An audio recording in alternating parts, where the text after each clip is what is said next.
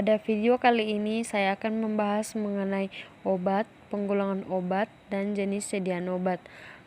Di sini obat merupakan bahan tunggal atau campuran yang digunakan oleh semua makhluk hidup, serta obat juga merupakan semua bahan tunggal atau campuran yang digunakan oleh semua makhluk untuk bagian dalam maupun bagian luar, guna mencegah, meringankan, dan menyembuhkan penyakit.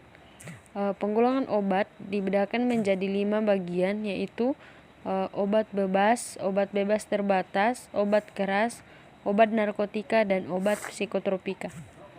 Obat bebas merupakan obat yang dapat diberikan tanpa resep dokter, dengan logo lingkaran berwarna hijau dengan garis tepi berwarna hitam.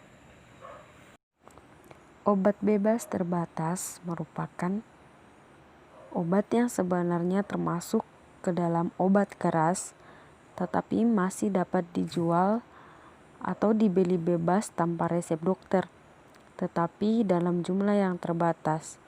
Contoh obat terbatas ini CTM dan Betadine. Obat bebas terbatas juga disertai dengan 6 tanda. Dapat dilihat sebagai berikut. Yang ketiga itu adalah obat keras. Obat keras merupakan obat yang hanya dapat dibeli di apotek dengan resep dokter.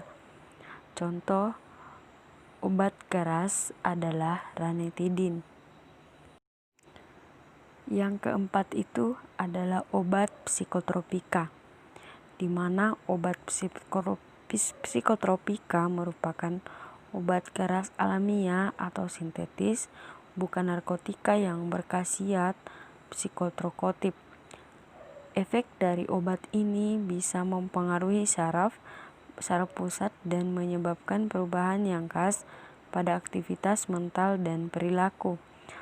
Contoh dari obat psikotropika adalah obat diazepam.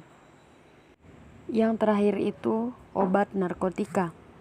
Obat narkotika merupakan obat yang berasal dari tanaman atau bukan tanaman, baik sintetis maupun semi-sintetis, yang dapat menyebabkan penurunan atau perubahan kesadaran, mengurangi sampai menghilangkan rasa nyeri, dan menimbulkan ketergantungan. Obat ini dapat diperoleh hanya dengan resep dokter.